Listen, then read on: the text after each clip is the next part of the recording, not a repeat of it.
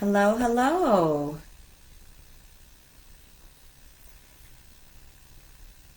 My name is Tah Parteekah, and welcome to the Wellness Solution Mind, Body, and Home Group. And I am going to do a topic today on self-care. And so I'm just going to allow a few minutes for people to come on in. And if this is something of interest to you, maybe you can share it with your friends and family. I feel like I can see myself okay. Hopefully everyone can see me okay. Looks like we have one viewer on the line. Hello. Hey, Renee. Should I wait a few seconds? Or should I just go right in?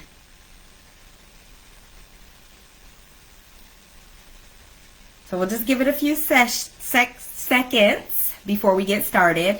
Again, my name, if I didn't introduce myself, is Tah Parteekah, and I am a clinical therapist who works at Pine Rest, specifically Christian Counseling Center. And so today we're going to be talking about self-care, and I'm very excited to kind of go down that road because that's something that's sounds really easy and simple, but a lot of people do not properly care for themselves. So we're definitely going to wait a few seconds for more people to join the Wellness Solution Mind, Body, Home group. And again, I thank Reynelda Jones for inviting me to do this post, and hopefully you get a lot out of it, and hopefully you have some questions towards the end.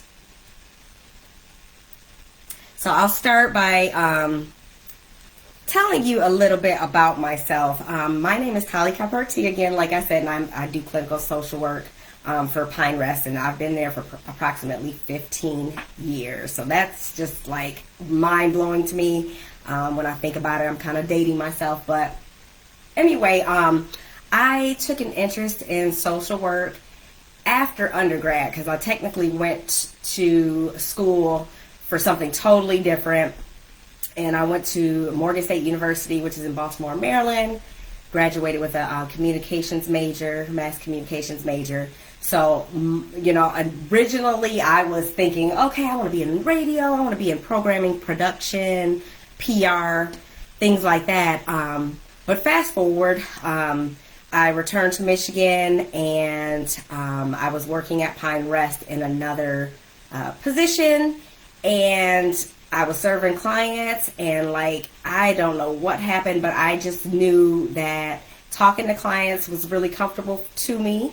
Even though my role was not to be their counselor, they would tell me things, they would spill their life, and I've felt like I've always been that type of person who attracted people who felt they could disclose information to me and who felt it was a safe place to do that. So that's always been a natural, what I like to call a gift. So by the time I got to Pine Rest, and I just absorbed it, and I just loved the clients, and I loved working with them. So then I began talking to staff, clinical staff, and I got a lot of encouragement from some really wonderful people who encouraged me to pursue my master's in social work. And so, just after being in that experience for a while, I decided that that was something that I wanted to do. So then I attended Western Michigan University. That was around maybe 2006. And I participated in their extended study program.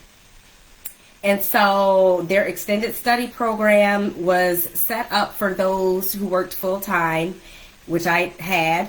And it was a 3-year program. So I really, really enjoyed that. And just got a lot out of it. In addition, I was able to study abroad for a couple weeks through a program that was sponsored by UNC, University of North Carolina, Chapel Hill.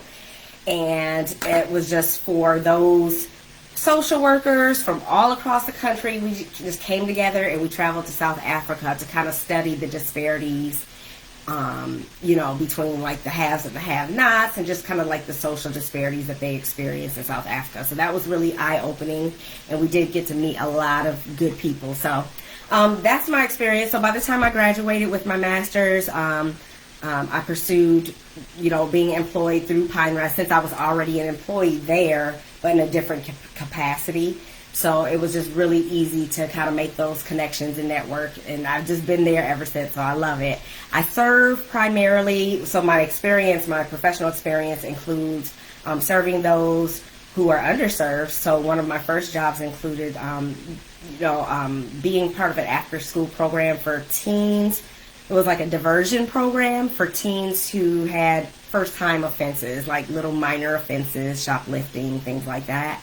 And so it was a diversion program / after-school program, so I really enjoyed that.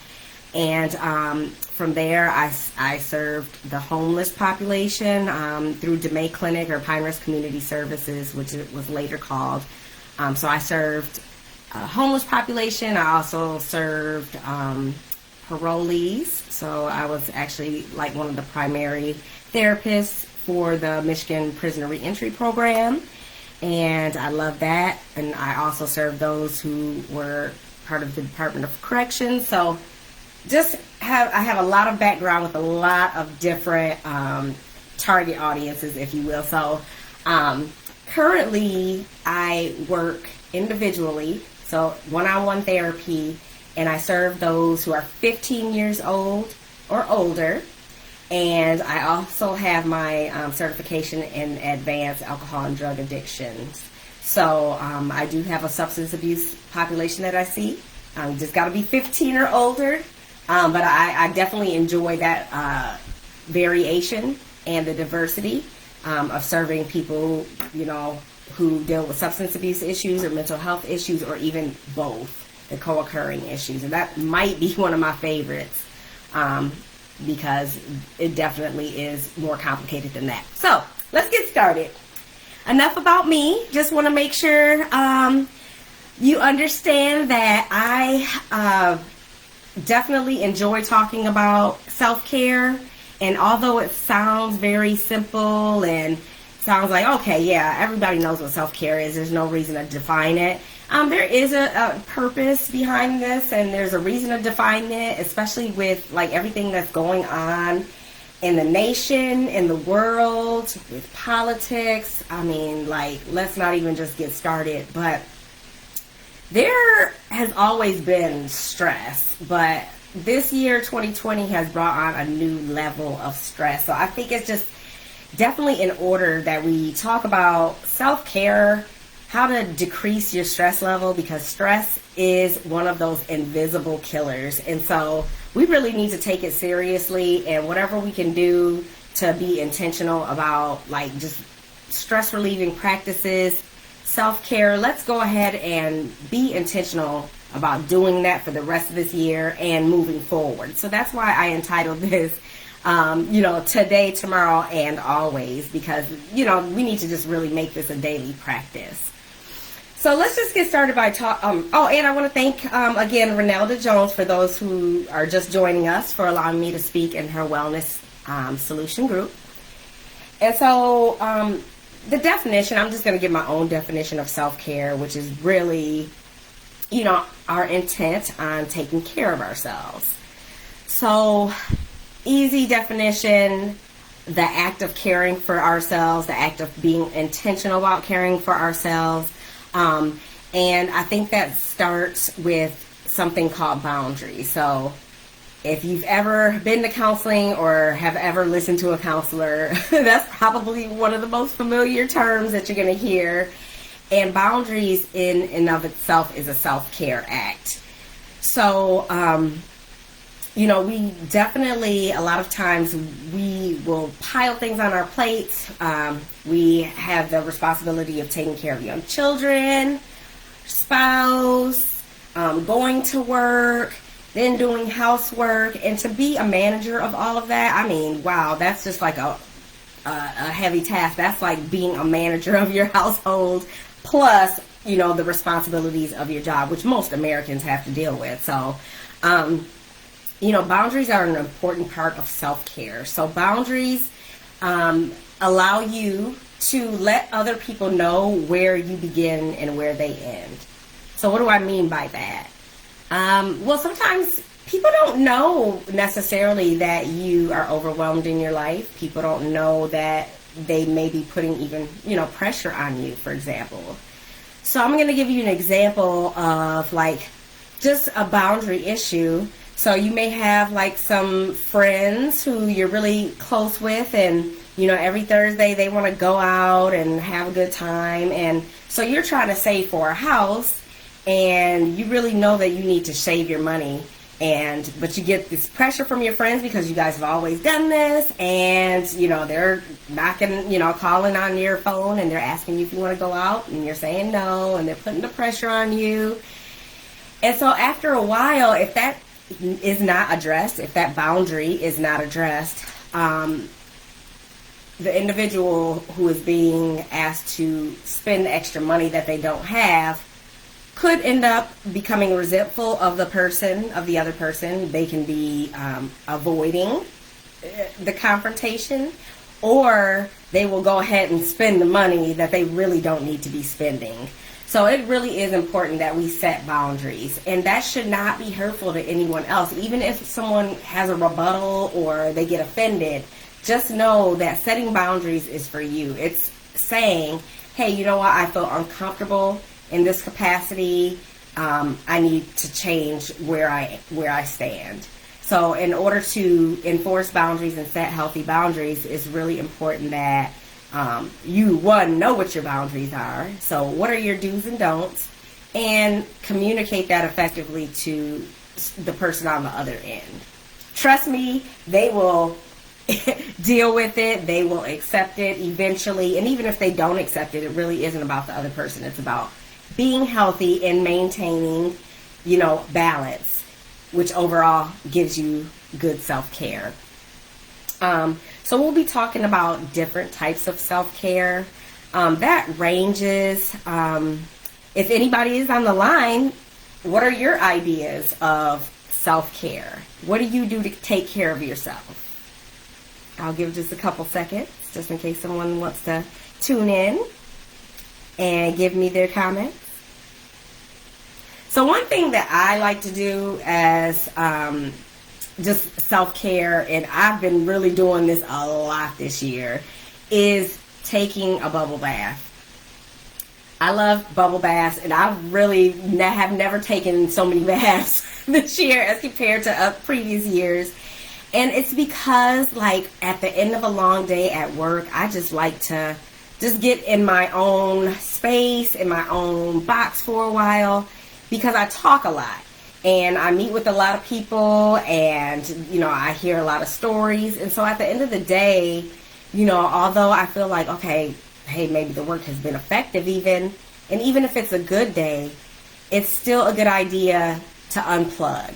So what I try to do is after work, I'll maybe get something to eat, and then I will go ahead and do my bathing ritual. And if I don't get to do that, I will definitely sit quietly. I'll try to not answer my phone for about 30 minutes to an hour after I meet with people. So when we talk about self-care, those are the things that we're talking about, and it's just a matter of being consistent with it, because everybody can do this. This is not it doesn't require much, but we just really do need to schedule that in, because it really is important for us to unplug. When we don't unplug, everybody knows what stress is, but overall, it activates the fight or flight.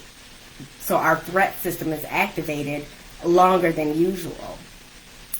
We all know that fight or flight, there's a purpose there, and that's a survival mechanism. But if that fight or flight is activated all of the time, long term, you're going to actually deplete and take away resources from your body. So you don't want to do that. So you want to just make sure that you're unplugging, even if you have kids, whatever it takes. For people who are okay, I work and then I go home, and then I'm coming into a lot of noise, and then I have to pick up, and people are waiting on me and they're depending on me. I get that, Totally understandable. What can you do from point A to point B? So self-care, if you're intentional about it and you think about it ahead of time and maybe plan your self-care strategy, then you're more likely to obtain that. So for those people who are, wondering about, how do I get self-care when I have kids at home, they need help with school, and my husband's waiting on me, I gotta pick this up from the store. Well, use your car. Your car can be a great self-care bubble, if you will. So when you're coming home from work, for those of you who are going out into the world, maybe take 5, 10, 20 minutes to yourself. Sit quietly in your car. Maybe turn on a playlist and listen to soft music. Lean back in your chair and close your eyes for a minute. Whatever you find as a self-care strategy, that's what you use. It can be different for everybody.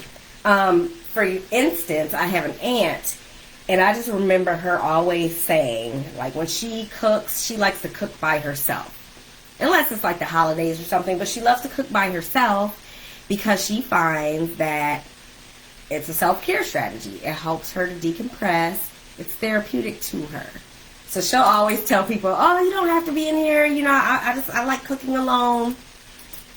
So, why is that a self-care strategy? Well, not everybody feels like, cooking is a self-care strategy. Like, I, for one, don't necessarily find it therapeutic, but she does. And so, that can be for whatever reason. Maybe she's able to be by herself. Maybe she's able to be alone with her thoughts. Maybe she's able to practice mindfulness while cutting vegetables. Whatever the case, that's her self-care strategy. And so with self-care, you just want to make sure that you're just able to kind of lower that stress level. Manage stress. Come down from this high. Forget about the, worries and just kind of unplug for a minute. So I thought I would share some of the ways that I use self-care and just to give some ideas. There are many, again, and a lot of what I do is, that's for me, and that doesn't mean that it's for everybody, but I just wanted to share some techniques. And then the other part of this video, I would like to kind of tell you about Shea Buttercups by Tali and how I incorporate self-care into that business and, how I got started with that business and everything. So first, I would like to kind of give some ideas on self-care. So number one, this is just a notebook. And so journaling. Journaling is a good way to, make sure that you're expressing self-care. And a lot of people are like, I don't want to do any more work than I've already done. But, sometimes there's a lot on our minds. And when we write things down, whether it be like, your most stressful items, or these are the top 3 things that I have to get done this week. There's something about putting that on paper that really helps you to be able to start sorting things out. When they're in your mind, sometimes, some people are really good at holding all of these tasks in their minds. But sometimes writing it out just helps you to kind of really assess what's important, what's a priority, and then, things start to make better sense from that point on. Another self-care strategy is word search puzzles, or search a word. So this is my personal puzzle, and if I open this, I have quite a few puzzles that are finished. I don't know if you can see it or not, but I have quite a few puzzles that are finished. And I find that I've been using this mostly after therapy sessions. So I might have 6, 7, 8 clients sometimes. And to me, that's a full day. I get very stimulated after 5 clients. So I like to make sure that I'm doing something to unplug in between time. And so what I mean by in between time, sometimes I really don't have that time in between, maybe 10 minutes. So instead of doing a note or progress note, I will break the book out and I will do some word searches for about maybe 5 or 6 minutes. And what that does for me is it allows me to be able to change the channel, if you will. So like redirect my thoughts. Sometimes things can be heavy and we can be really boggled down by our own stressors and other people's stressors in the field of work that I do especially. So it's just good to unplug and to just forget for a few minutes. To just draw a blank, do mindless activity, and then be ready to go for the next person, okay? I've also noticed, like, I've never really tested it, but I do feel like my stress level does come down. Maybe my heart rate lowers a little bit in doing this mindful activity. And we'll talk about mindfulness. Well, let's talk about it now. Mindfulness is the act of, being in the here and now, staying in the present. A lot of times we're like thinking, and we're not fully present. So this could be considered a mindful activity, and it is for me. Okay, I also have a puzzle. Unfortunately, I got this puzzle from the dollar store last year, and unfortunately, I have still not been able to really sit down and put this together. I think I need to get like a table out or something and set something up where, it allows me to do it over time.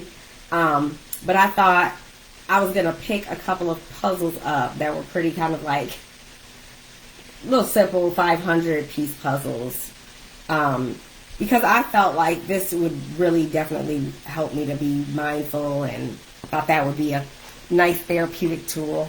So I told myself, you know what, before Christmas, I'm going to put this puzzle together because I've really been wanting to do this. But this is another mindful activity that you can do to express your self-care or to practice self-care.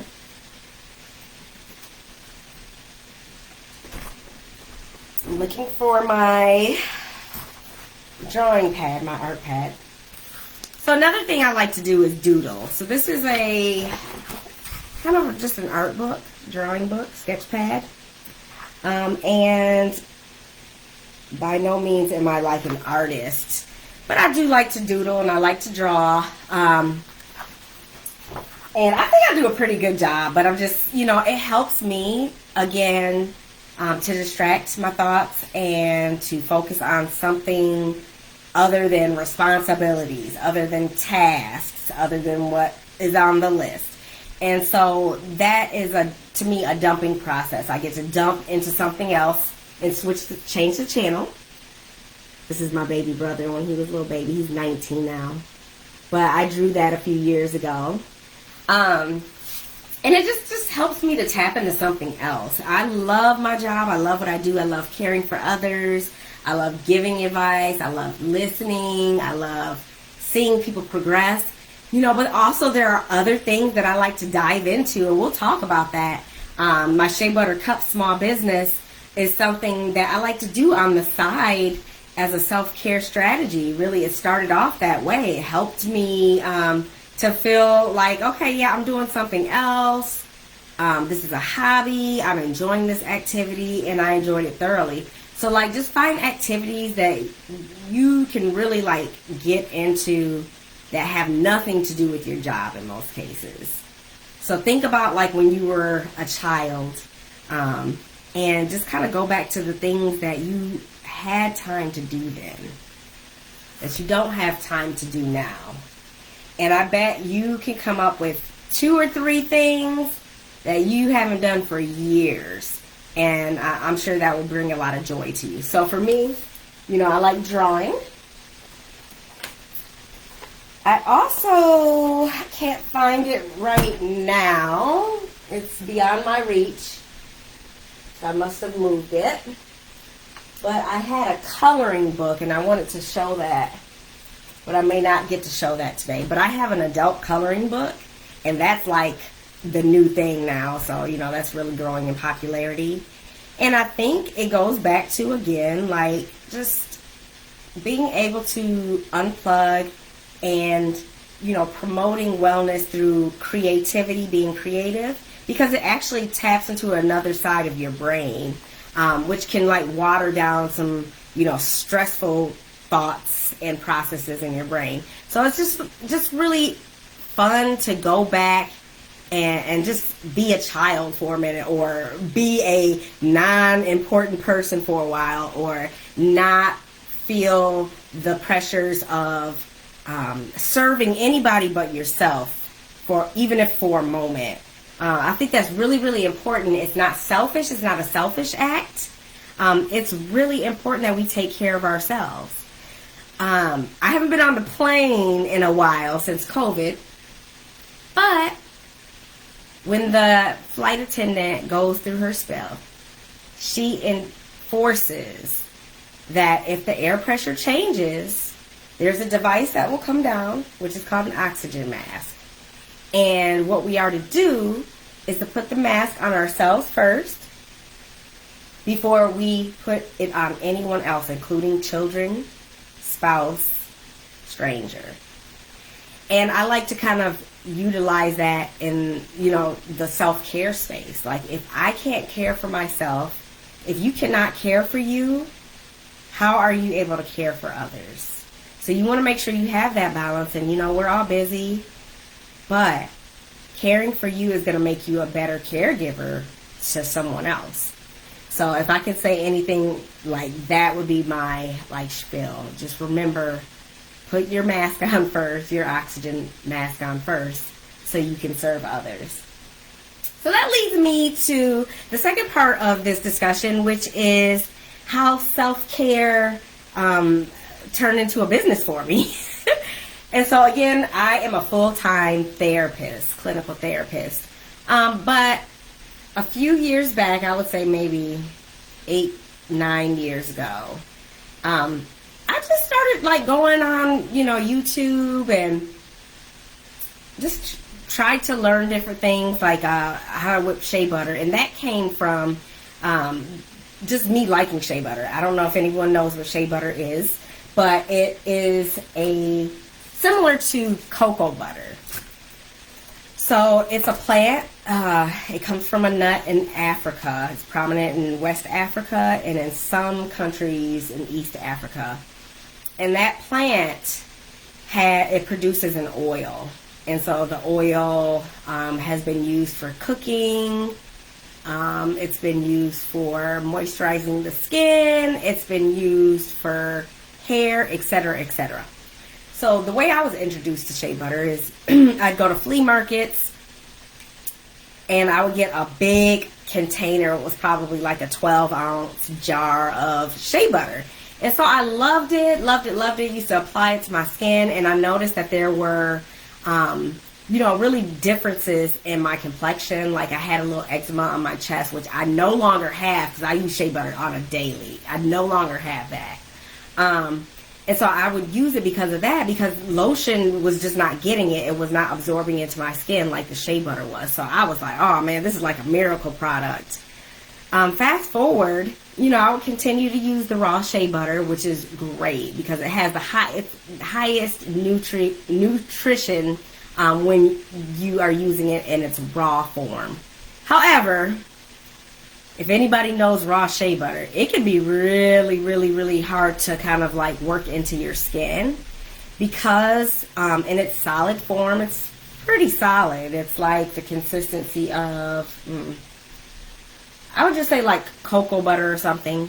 And so what happens is when you dig into a container and it's in its solid form, you have to kind of maneuver that and let it reach your, body temperature before it starts to melt. And so when I started using it on a daily basis, I figured I didn't have time for that. When I have to go to work and things like that, I'm like, okay, I need to get this done, get dressed, and get out the door.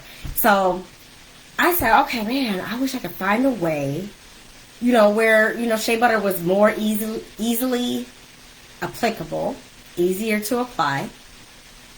And then maybe, even adding fragrances, like what would that look like? And so that is where I started experimenting with shea butter myself. So I would go online and I would just kind of like look at some different things, how to whip, you know, what fragrances people like to use in their shea butter. So long story short, I made it out of a necessity. I loved caring for myself and using these products for my own self-care. And then I just started whipping because I wanted it to become more easy to apply for myself. So once I started doing that, I did realize that, okay, this is nice. This is like therapeutic, even in like putting those ingredients together, experimenting with different fragrances. Like I like to use essential oils in some of my products.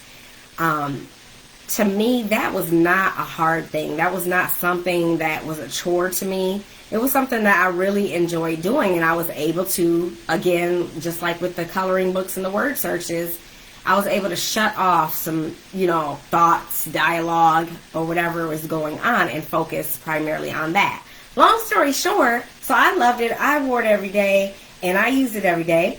And so I had a testimony I would share with my friends and family, and so they started using it. Fast forward to today, you know, I've done lots of vending events. I've been a vendor at the Southeast Area Farmers Market. Our last event, if anyone's interested, if you're in the Grand Rapids area, at King Park this weekend, we'll be there for the last Farmers Market of the season, Saturday from 11 to 4. So I will be there. So if you want to come and see what this is all about, I would really appreciate that. But back to what I was saying, I considered even the compilation of putting these products together therapeutic. So I want to share just kind of a few products that I carry and that I offer, and just share kind of the benefits of shea butter. So again, it's from Africa. But now it's becoming mainstream, and if you actually go to like Meijer or Walgreens, you'll just find like a lot of products that are infused with shea butter. So my products are infused with jojoba oil and some other different oils, and shea butter is obviously the main ingredient. And so most of my ingredients, I'm stepping away for a minute. I'm back. But most of my ingredients you can find in the kitchen cupboard.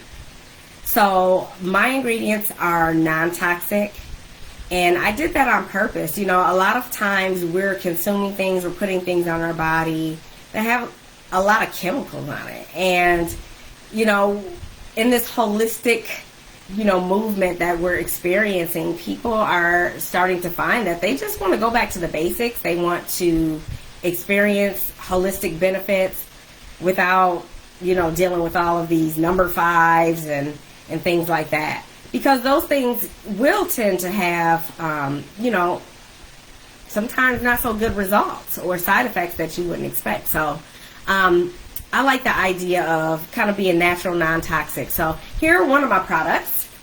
This is one of my baby powder 8-ounce shea butter products.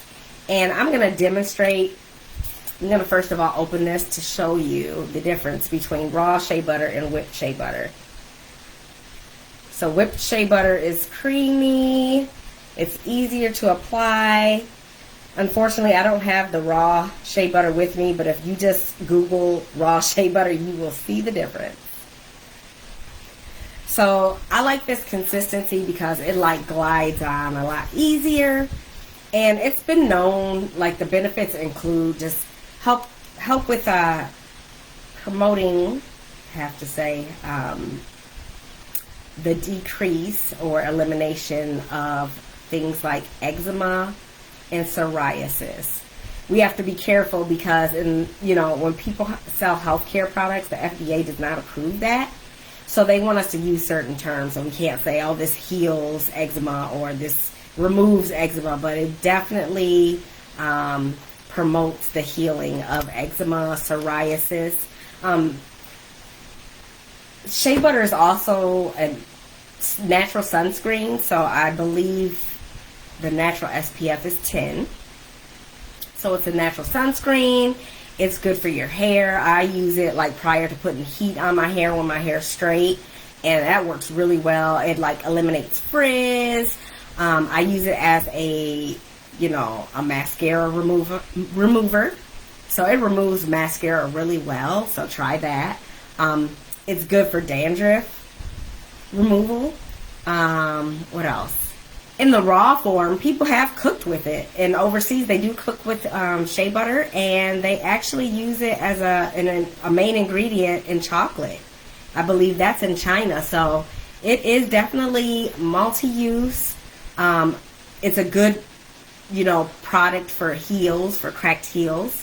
And as we're going into the winter months, we will find that, our skin gets more dry. So I'm going to demonstrate. My hands aren't really, really dry today. They're not really that dry. But I just kind of want to apply it just to kind of give people the gist of kind of consistency. Oops. So I'm going to try to,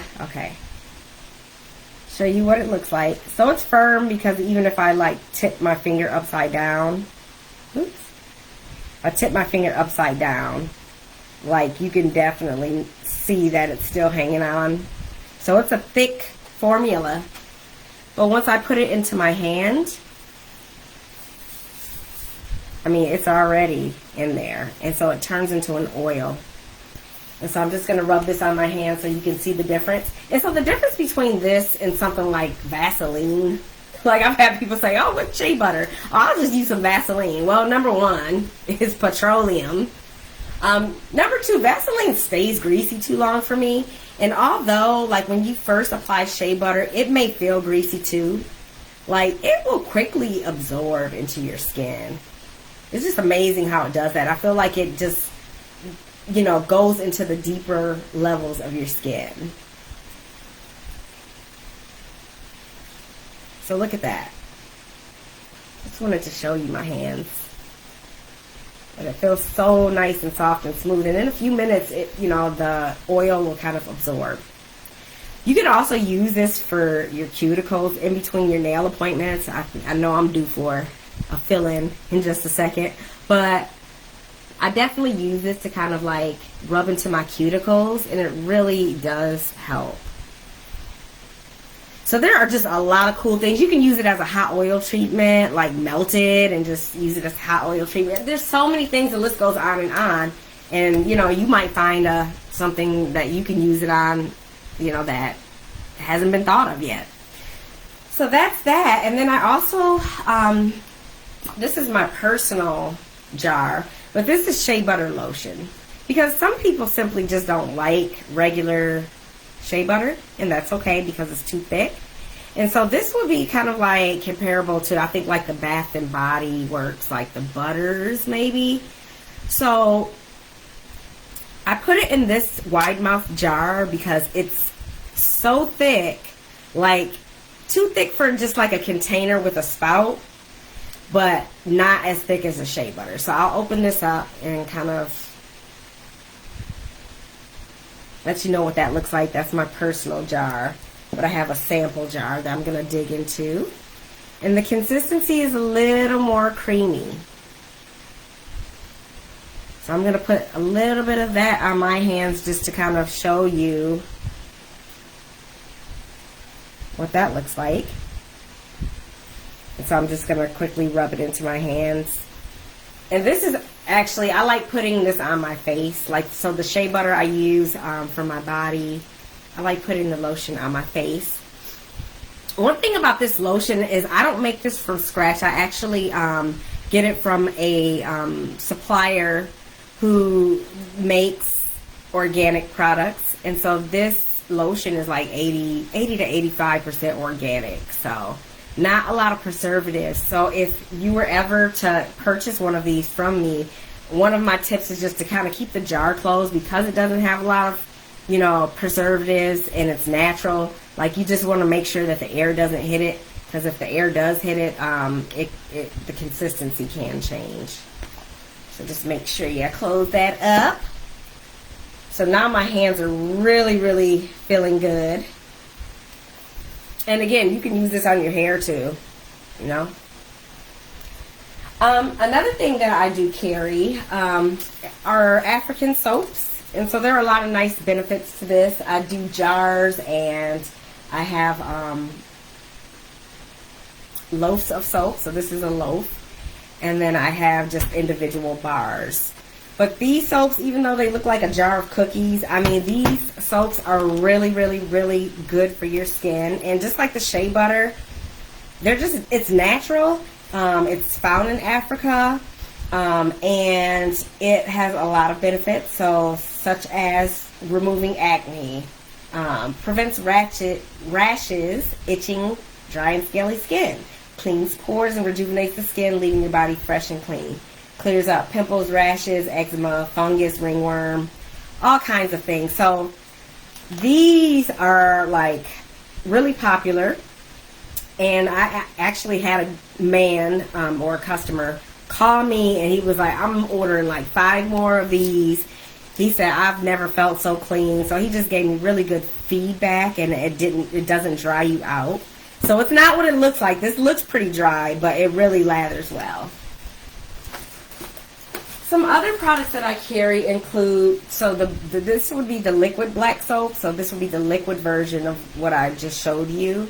So some people just like body wash. I'm one person who likes a lot of body wash. I like both, actually. So just options here. I have another option that is infused with different herbs. So I carry that. And then I also carry Castile soap. Can you see that? So this comes in lemon, peppermint, and lavender. And so a little bit about the essential oils. I have about 4 fragrances. I think lemon, peppermint, lavender, and eucalyptus that are essential oil based fragrances. And if anyone knows what essential oils are, I mean, that in and of itself has so many tremendous benefits. So like some promote energy like peppermint, some promote relaxation like lavender. And so I like to infuse those in my products, and it really pierces through the shea butter pretty well. So this is actually infused with essential oil, and I infuse this into the Castile soap as well. If anybody knows about Castile soap, it's multi-purpose, and the name derives from Spain, Castile. And they used to use it for all kinds of things, not just for body wash, not just for hand wash. They used it for washing clothes. They used it to mop the floor. They used it to clean, just the pets. So that is why Castile soap is so popular. It's because you don't just use it on your body. Just like a lot of my products, you can just like pay $8 to $13 and use it for everything from your hair to your skin to, the kitchen. So that's what I like about my products too. They're multi-purpose, and you can use them for more than one thing. But these are pretty cool too. So they're body washes. I do have some soaps. I have Egyptian musk soap and black charcoal soaps available as well. So if interested, go on to my website, www.sheabuttercupsingular.com. So sheabuttercup.com. You had to drop the S. So www.sheabuttercup.com. Also, like me on Facebook. I have a Shea Butter Cups page. So I'd love to hear you and hear that you heard about me through the wellness solution. As I come to a close, I just want to remind everybody to really pour into their desires. Brainstorm. If you are not good at self-care, just brainstorm like, okay, when I was a child, when I was a youth, what are some things that I did in my spare time? What are some things that I haven't done in 10, 20, 30 years? Like, I would encourage each and every one of you to tap into that. Find a way to use your creativity or whatever that is that helps you to reset or to de-stress. Do that and try to do it every day. I don't care if you need to schedule that in. I don't care if you need to mark your calendar or, go on your phone and send a reminder to yourself. You are important. you're definitely worthwhile, and in order for you to be a good person to everyone else, I would just encourage you to take care of yourself first. So just as the Delta Airlines, American Airlines, United Airlines flight attendants say, thank you for traveling with us. We first want you to know that if the air pressure drops, please cover yourself with the oxygen mask before you cover anyone else. And just remember that. That's something that I like to think about and remind myself of from time to time when I feel like I'm not caring enough for myself. So self-care is what you make it. That does not mean you don't care for anybody else, but you just want to be a better person for you so that you are for everybody else. And I'm just so grateful that, it reaches whoever it needs to reach, even if it touches one person. I would be so grateful, and whatever, I can do to help. I work at Pine Rest. You can look me up, Tah Parteekah. Of course, I'm not in the building right now, but I am a therapist who does take new clients, and I will show you my business card. I don't know how good of a view you'll get, but I'm trying my best here. This is only my second time going live. So Parteekah, Parteee, LMSW, and Advanced Alcohol and Drug Addiction Counselor. I'm at Christian Counseling Center. And the way you would reach me is really to call the main central access department. So I don't have the number right now, but just 455-5000 is our main dispatch number. So just ask for central access and then ask for me.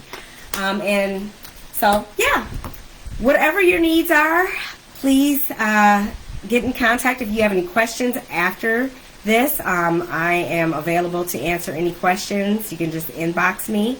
And if you're interested in purchasing some shea butter or other products, please visit me on sheabuttercup.com or my Facebook page, Shea Buttercups by Tali. So again, I'd like to thank Reynelda Jones for inviting me to do this presentation about self-care. Hope it helped someone. And this is the Wellness Solution Group. Thank you for joining me, and you have a good rest of your afternoon. Thank you.